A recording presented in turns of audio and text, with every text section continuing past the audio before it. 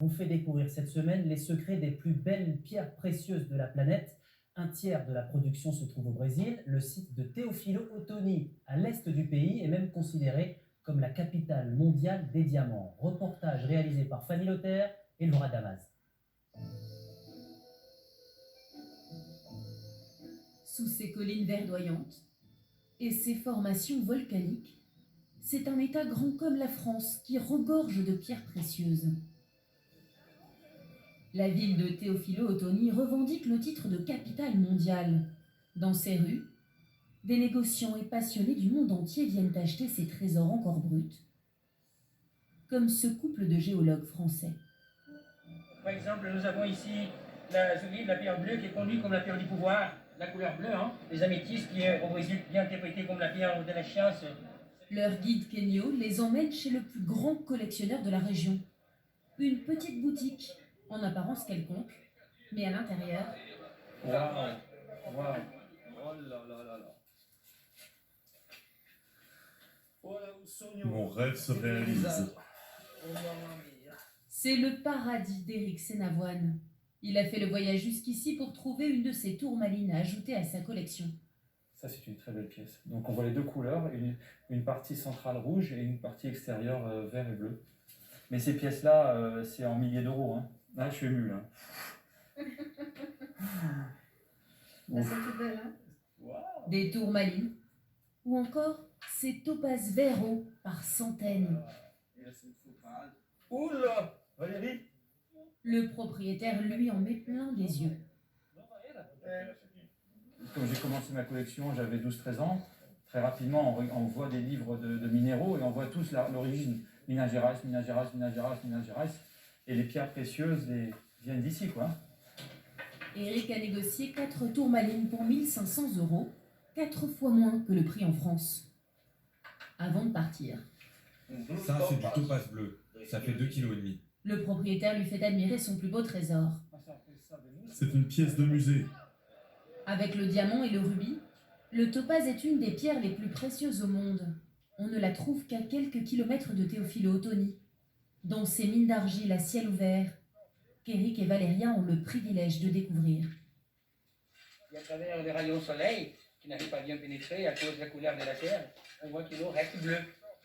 Une eau bleue turquoise, dans laquelle ces chercheurs creusent inlassablement, à l'aide d'une simple pelle, pour extraire des pierres blanches à l'état brut. C'est ici qu'a été trouvé le topaz le plus célèbre au monde. Le topaz bleu ne se trouve qu'ici, dans la région du Minas. Intrigués par sa couleur bleue transparente très belle, les Américains sont venus ici pour chercher une pierre et en faire le fameux bijou cœur de l'océan, utilisé dans le film Titanic. Un peu plus loin, Kenyo nous guide dans une autre mine. Vous avez trouvé une pierre ? Dans cette roche rouge ocre, Chérigno, lui, est sur une piste. J'effrite toute la terre pour être sûr de ne pas rater une pierre. Regardez ici, c'est ce qu'on appelle un filon. Il s'étend sur 4 ou 5 mètres de profondeur. La pierre doit être colorée et pure. Là, oui, elle aura de la valeur sur le marché. Soudain, un topaz jaune-orangé surgit. Une des pierres les plus chères au monde. Mais celle-ci a quelques défauts, elle ne lui rapportera qu'une centaine d'euros. C'est une loterie. Il faut avoir de la chance et venir chercher ici tous les jours pour survivre. Le métier de Chérigno disparaît peu à peu. La plupart des mines de topaz ont été rachetées par des grands groupes étrangers il y a quelques années. Au XIXe siècle, le topaz impérial a fait la richesse et la gloire de la région et de la ville voisine. Ouro Preto est classé au patrimoine mondial de l'UNESCO. Dans ses ruelles coloniales, des dizaines de boutiques de tailleurs de topaz impérial.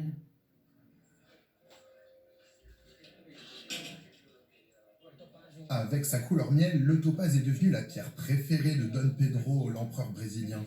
C'est pour ça qu'elle a été surnommée le topaz impérial. C'était la pierre préférée de la famille impériale de Rio de Janeiro. Un éclat et une couleur rosée, très prisée des acheteurs chinois. 90% des pierres taillées ici sont déjà réservées au marché asiatique. Le reste est serti sur place et gardé dans ce coffre-fort à l'abri des convoitises. Car le topaz est de plus en plus rare, les mines arrivent à épuisement. Voici le topaz impérial. On prévoit encore seulement 3 ans de production. Et après? Après, celui qui en possède a de la chance, et celui qui n'en possède pas va payer cher. Dans les 10 prochaines années, les experts prédisent une flambée des prix. Le topaz impérial brésilien pourrait bientôt dépasser la valeur du diamant. On continue à voyager dans des endroits paradisiaques. Direction Koh Lipe, petite île thaïlandaise aux